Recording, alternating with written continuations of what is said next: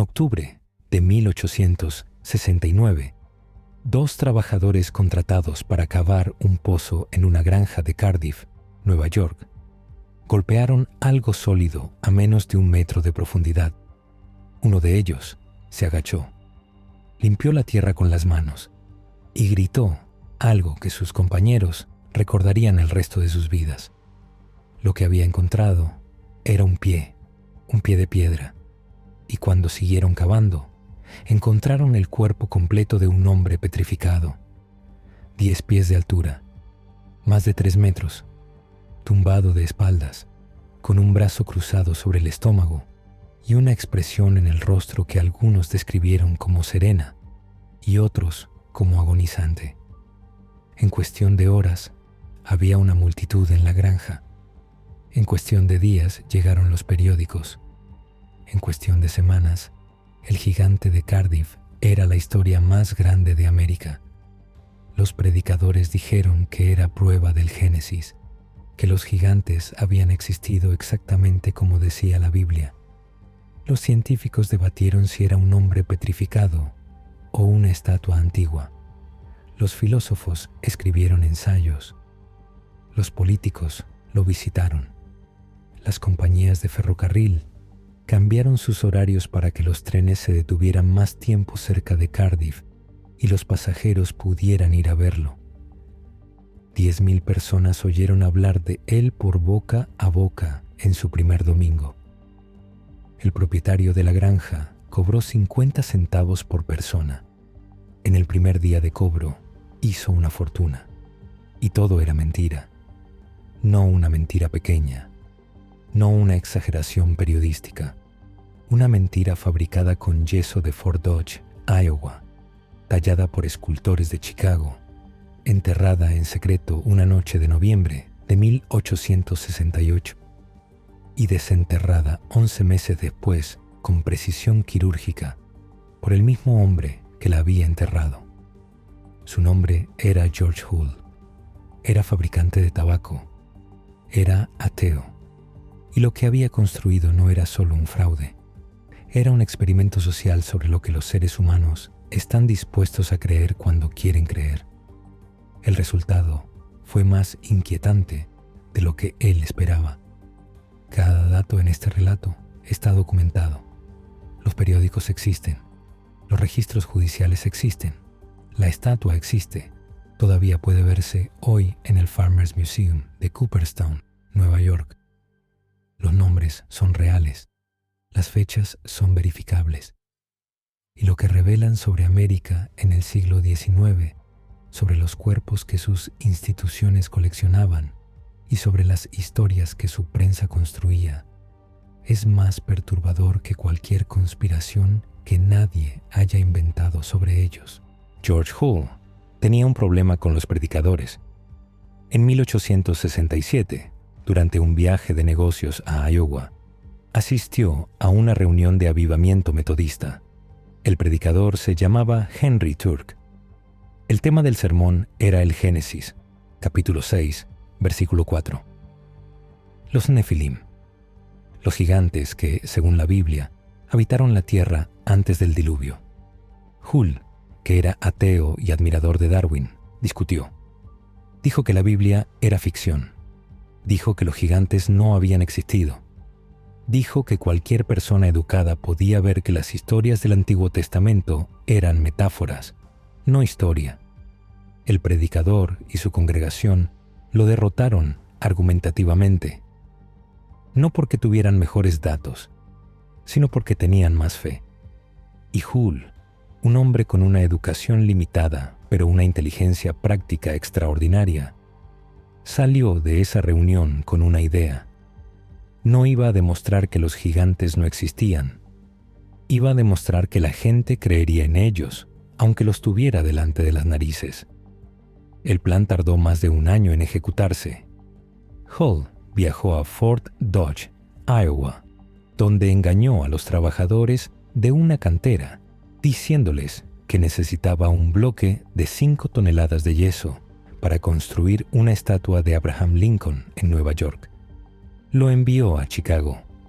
Contrató a 2 escultores, Frederick Morman y Henry Sahl para que tallaran la figura de un hombre tumbado. Usó su propio cuerpo como modelo, posando desnudo y tumbado de espaldas durante las sesiones de trabajo. Los detalles eran extraordinarios.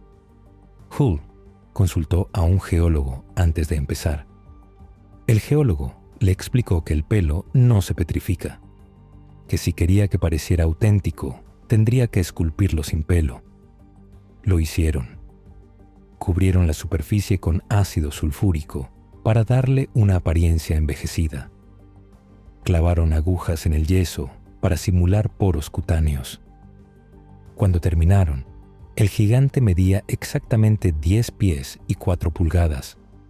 Pesaba casi 3.000 libras y tenía una expresión en el rostro que los primeros visitantes describirían invariablemente como humana. Hull pagó $2.600 por todo el proceso, una fortuna en 1868. Lo envió por tren a Cardiff, Nueva York, donde su primo William Newell tenía una granja. Una noche de noviembre, mientras el vecindario dormía, enterraron el gigante en el campo de Newell. Y esperaron casi un año. En octubre de 1869, Newell contrató a 2 trabajadores para cavar un pozo exactamente donde el gigante estaba enterrado. Lo que siguió fue, en palabras del historiador Michael Petit, uno de los episodios más reveladores de la historia cultural americana del siglo XIX. La pregunta que nadie hizo con suficiente insistencia cuando el Cardiff Giant fue expuesto como fraude no fue por qué Hull lo hizo. La respuesta a esa pregunta era obvia desde el principio.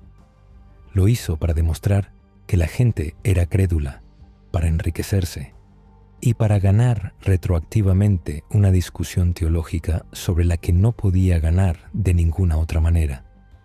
La pregunta que debería haberse hecho era otra. ¿Por qué funcionó tan bien? ¿Por qué 10.000 personas oyeron hablar del gigante de Cardiff en un solo día por boca a boca? ¿Por qué las compañías de ferrocarril cambiaron sus horarios?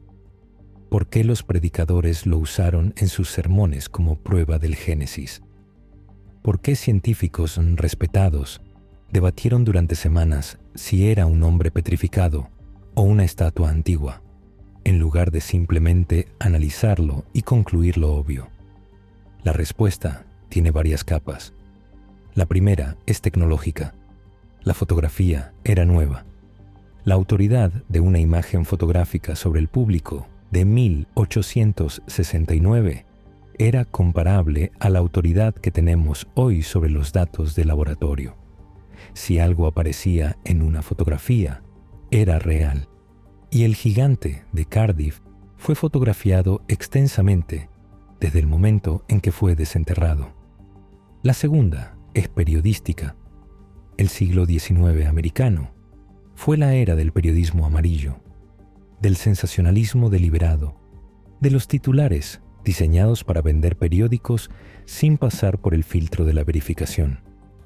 En un mundo sin internet, sin radio, sin televisión, el periódico era la única ventana al mundo exterior. Y los periódicos de 1869 no tenían ningún incentivo para verificar una historia que vendía tantos ejemplares. La tercera es religiosa.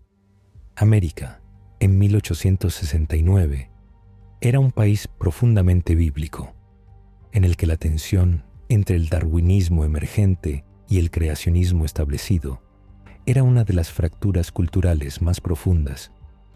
Un gigante petrificado no era solo una curiosidad arqueológica, era evidencia en un debate teológico que millones de personas consideraban el debate más importante de sus vidas.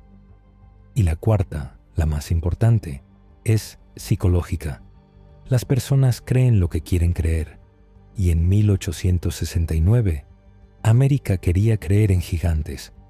Quería creer que había algo más, algo anterior, algo más grande que lo que la historia oficial contaba. Hull lo sabía.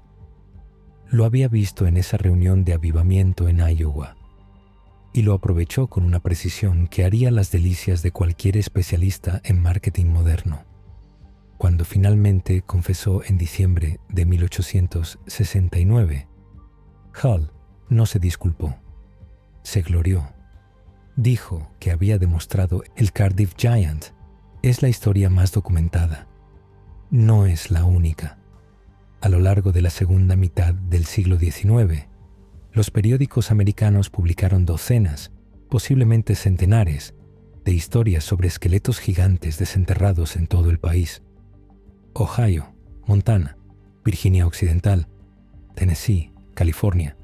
Los artículos describían huesos de individuos de 7, 8, 9, incluso 10 pies de altura. Algunos mencionaban cráneos del tamaño de cubos. Otros describían dobles filas de dientes. Otros hablaban de túmulos funerarios con características que no encajaban en ninguna categoría conocida. Los reportajes aparecían en periódicos locales y regionales de circulación legítima. Estaban firmados por corresponsales con nombre. Citaban a médicos, geólogos e historiadores locales. Algunos venían acompañados de fotografías.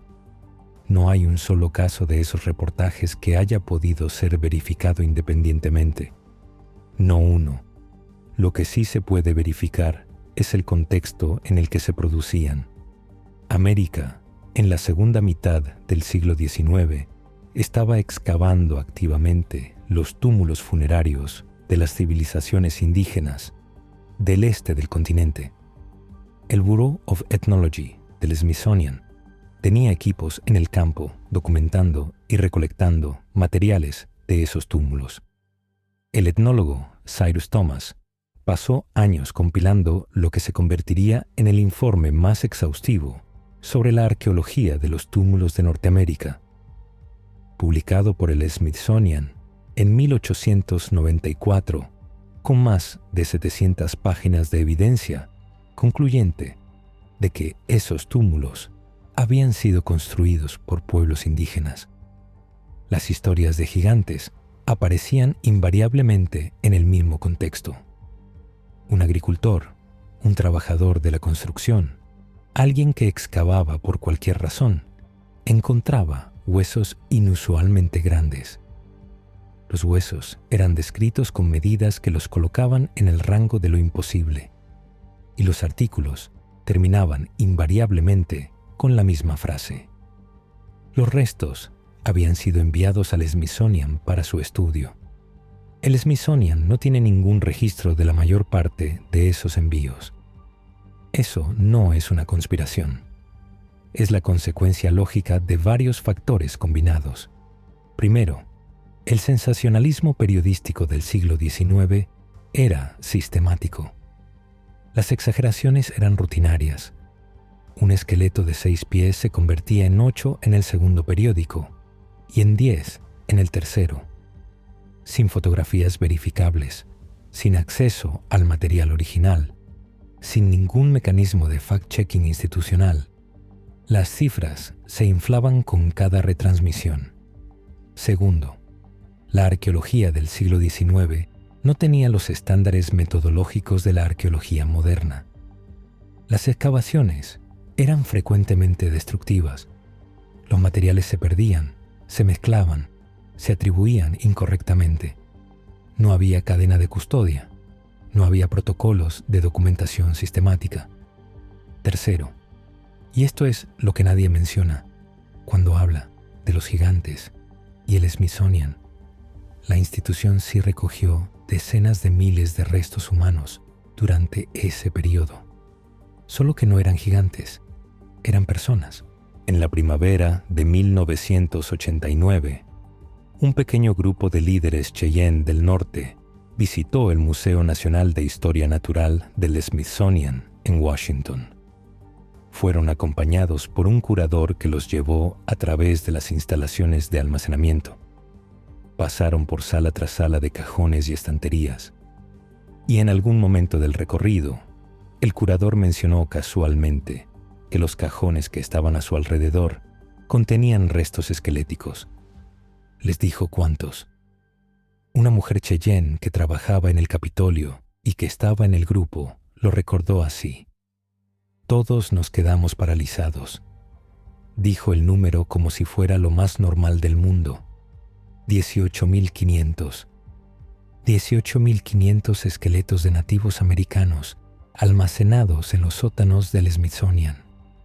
No esqueletos de gigantes, esqueletos de personas, de hombres, mujeres y niños que habían sido enterrados por sus familias y comunidades en sus tierras ancestrales y que habían sido desenterrados por agentes del gobierno federal en el siglo XIX para ser enviados a Washington para estudio científico.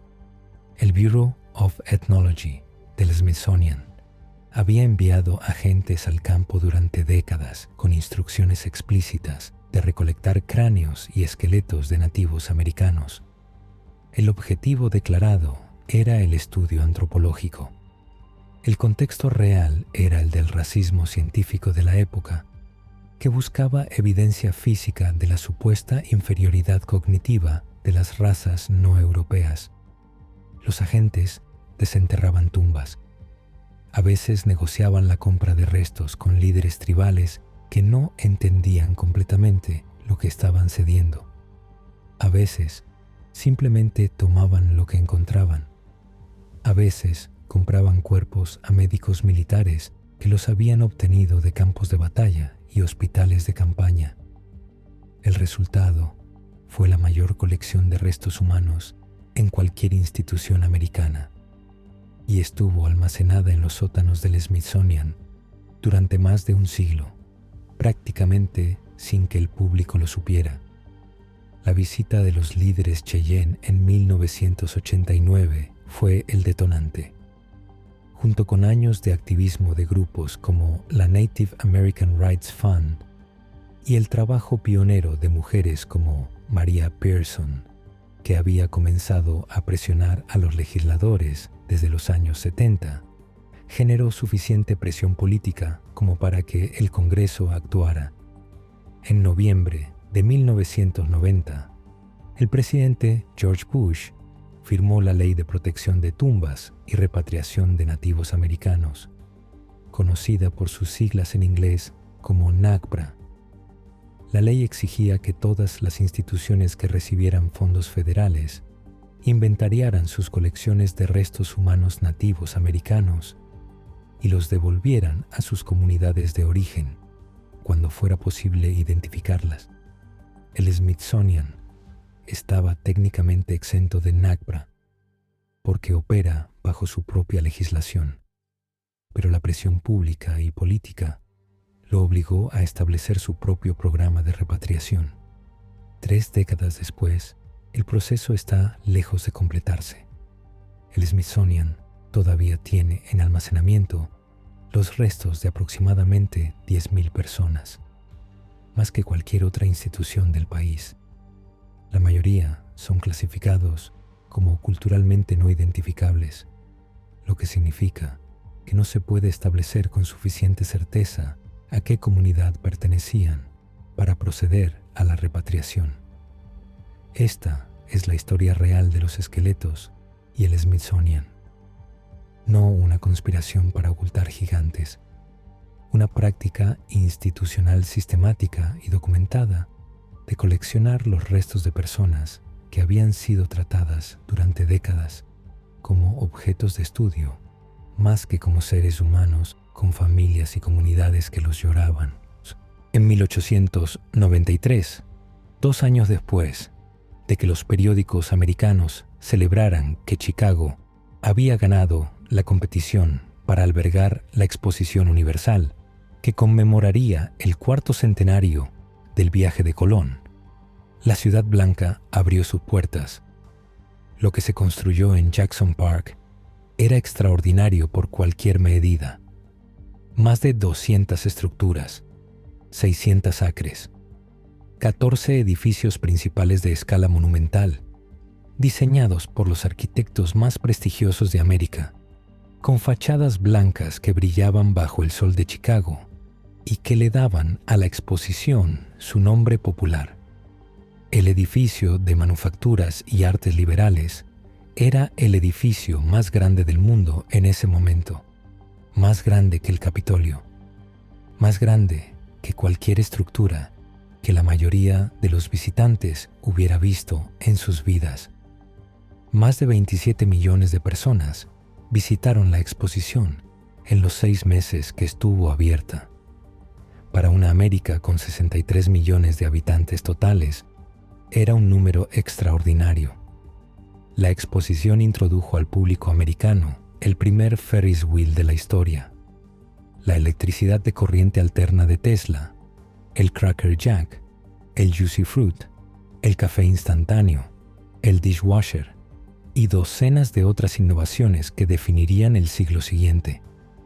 Y cuando cerró en octubre de 1893, todo fue demolido, no todo de inmediato. El invierno de 1893 a 1894 trajo una serie de incendios, algunos planeados para disponer de los materiales, algunos accidentales, que destruyeron la mayor parte de los edificios. Para julio de 1894, cuando un gran incendio arrasó lo que quedaba de los terrenos de la exposición, la Ciudad Blanca había desaparecido casi por completo. Solo sobrevivió un edificio principal, el Palacio de Bellas Artes, hoy el Museo de Ciencia e Industria de Chicago. Era el único edificio construido con materiales permanentes, específicamente porque albergaba obras de arte que requerían protección contra incendios. Los demás eran temporales por diseño. Sus fachadas estaban hechas de staff, una mezcla de yeso de París, cemento y fibra de cáñamo, aplicada sobre armazones de madera y metal. El mismo material que George Hull había usado para fabricar su gigante, ahora usado a escala monumental para crear la ilusión de una ciudad de mármol blanco. El guión de referencia que este canal no quiere simplemente repetir usa la demolición de la exposición de Chicago como evidencia de un encubrimiento deliberado de una civilización anterior. Pero la realidad es más interesante que eso. La exposición fue diseñada desde el principio para ser temporal. Los documentos de planificación lo dicen explícitamente. El ingeniero Joseph Kendall Freytag escribió en la revista Engineering Magazine en noviembre de 1891, 2 años antes de que abriera la exposición, describiendo exactamente cómo estaban construidos los edificios y por qué. Lo hizo con el título explícito «Haciendo el mejor espectáculo por el menor dinero». Lo que era permanente era la ilusión. La Ciudad Blanca convenció a millones de visitantes de que la arquitectura neoclásica a esa escala era posible, alcanzable, deseable. Daniel Burnham, el arquitecto principal de la exposición, usó esa convicción para rediseñar Chicago en las décadas siguientes. Su plan de Chicago de 1909, desarrollado con Edward Bennett, transformó el Lakefront, creó Lakeshore Drive y dejó una huella en la ciudad que todavía es visible hoy. No había una ciudad anterior debajo de Jackson Park. Los registros de la ciudad de Chicago documentan exhaustivamente el estado del terreno antes de la construcción de la exposición. Era un parque relativamente nuevo, desarrollado parcialmente por Frederick Law Olmsted, el mismo paisajista que diseñó Central Park. Lo que hay en esa historia no es un encubrimiento, es algo más difícil y más importante de entender. Cómo una ilusión deliberada puede tener consecuencias reales y duraderas. Cómo una ciudad de staff y yeso convenció a una nación de lo que podría ser. Hay un patrón real en todo esto, no el que el guión de referencia señala. Uno diferente, más documentado y más inquietante. El Cardiff Giant funcionó porque George Hull entendió algo sobre el deseo humano de encontrar evidencia de un mundo anterior, más grande, más significativo que el presente. Los reportajes de esqueletos gigantes en los periódicos del siglo XIX funcionaron porque ese mismo deseo era tan omnipresente que periodistas y lectores preferían no verificar las historias que confirmaban lo que querían creer. Los 18.500 esqueletos nativos americanos en los sótanos del Smithsonian existieron durante décadas en plena vista, sin que el público los conociera, no porque fueran un secreto clasificado, sino porque nadie hizo las preguntas correctas a las personas correctas hasta que los propios afectados las hicieron. La exposición de Chicago impresionó a 27 millones de personas con edificios de yeso y los convenció de que lo que veían era permanente y real.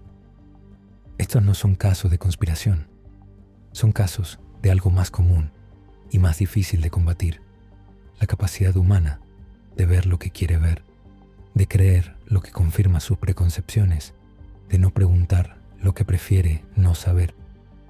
Hull lo sabía en 1867, cuando salió furioso de esa reunión de avivamiento. Lo sabía antes de gastar $2.600 y un año de su vida en fabricar un gigante de yeso. Y lo que demostró con su experimento no fue que los predicadores eran estúpidos, fue que el deseo de creer es más fuerte que la capacidad de verificar. Ese patrón no es del siglo XIX, es de todos los siglos. El Cardiff Giant todavía existe. Está en el Farmers Museum de Cooperstown, Nueva York. Puedes verlo. Puedes pararte junto a él. Puedes ver exactamente cómo Hall y sus escultores lo fabricaron. Las marcas del cincel en el yeso. Las imperfecciones que los visitantes de 1869 interpretaron como señales de autenticidad. Sigue siendo extraordinario, no porque sea real, porque dice la verdad sobre quiénes somos. El proceso de repatriación del Smithsonian sigue en marcha. Desde 1990, miles de restos humanos han sido devueltos a sus comunidades de origen. El proceso es lento, burocrático, frecuentemente frustrante para las comunidades que esperan, pero es real. Los nombres de las personas cuyos restos están en ese proceso son reales. Las comunidades que los reclaman son reales. La ciudad blanca de Chicago desapareció casi por completo. El único edificio que queda es el Museo de Ciencia e Industria, que hoy recibe más de 1,5 millones de visitantes al año. En su sótano hay una exhibición permanente sobre la exposición de 1893 que cuenta la historia de cómo se construyó y cómo se demolió, con fotografías, planos y documentos originales. Todo está ahí, no hay nada oculto, solo hay que ir a buscarlo. Hall murió en 1902.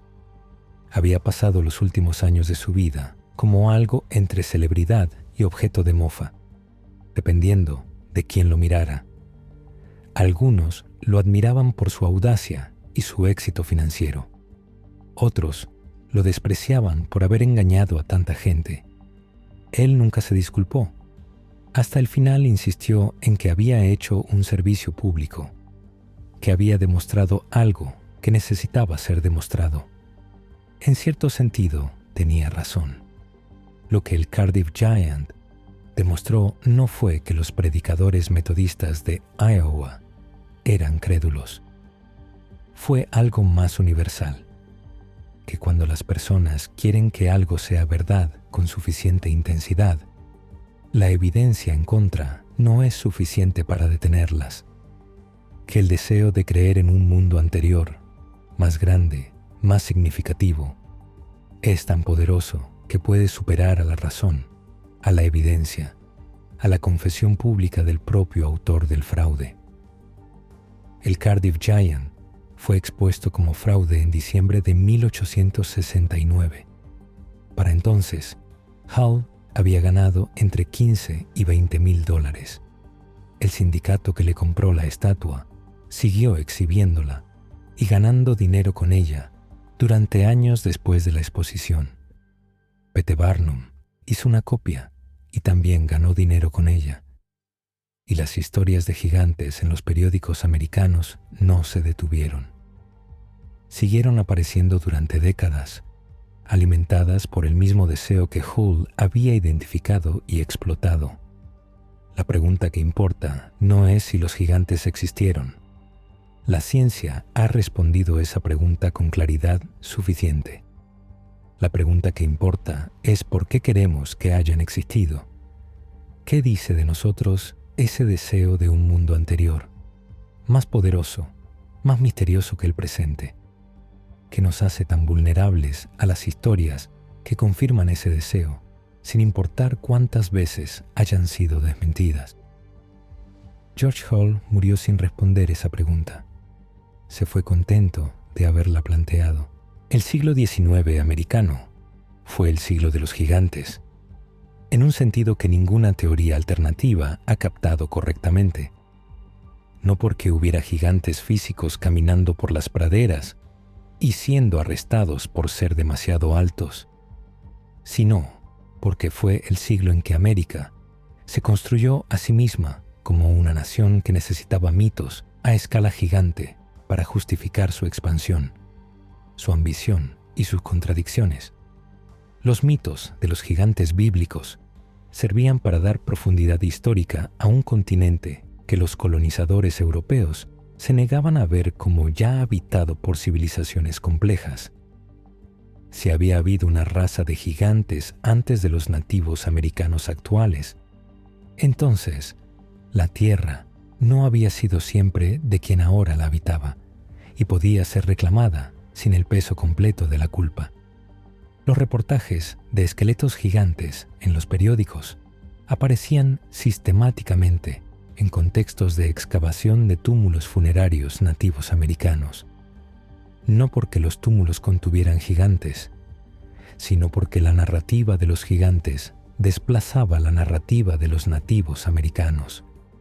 Si lo que había en los túmulos eran los restos de una raza misteriosa anterior, entonces la historia de esas tierras no empezaba con los pueblos que las habían habitado durante miles de años. El Cardiff Giant no fue solo un engaño comercial, fue un síntoma de algo más profundo en la cultura americana de la segunda mitad del siglo XIX. La necesidad de encontrar en el suelo americano evidencia de algo antiguo, algo que precediera a la historia que se conocía, algo que diera a la nación una profundidad histórica que sus pocos siglos de existencia documentada no podían proporcionar. Esa necesidad no desapareció cuando Hull confesó. Sigue ahí. Es la misma necesidad que alimenta hoy las teorías sobre gigantes, sobre civilizaciones perdidas, sobre mundos anteriores borrados por conspiraciones de poder. La pregunta no es si esas teorías son verdaderas. La pregunta es qué dice de nosotros que las necesitemos.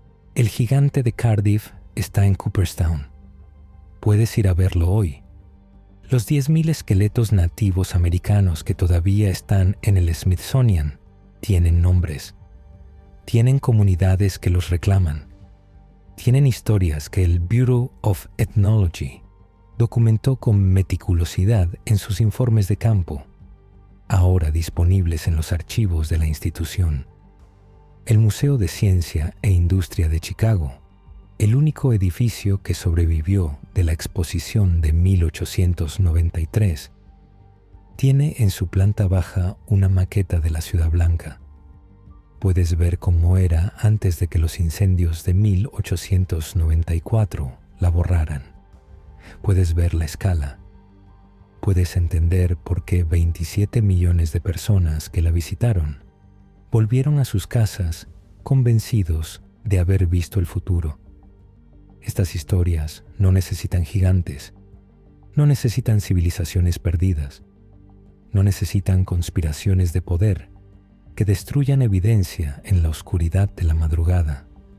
necesitan que alguien las cuente con la honestidad suficiente como para reconocer lo incómodo de lo que revelan. Que la América del siglo XIX usó la narrativa de los gigantes para desplazar a los pueblos que habitaban el continente. Que sus instituciones científicas más prestigiosas trataron los restos de esos pueblos como objetos de colección durante más de un siglo. Que su prensa construyó y destruyó realidades con una facilidad que hoy asociamos con las redes sociales, pero que tiene raíces mucho más antiguas. Y que George Hull, un fabricante de tabaco ateo de Binghamton, Nueva York, lo vio todo con perfecta claridad antes de que ningún académico lo articulara. Él no fabricó un gigante para engañar a América, lo fabricó para mostrarle lo fácil que era engañarla. Tenía razón. Y esa verdad es más grande que cualquier gigante de yeso. Si esto te ha hecho pensar, suscríbete. Es gratis.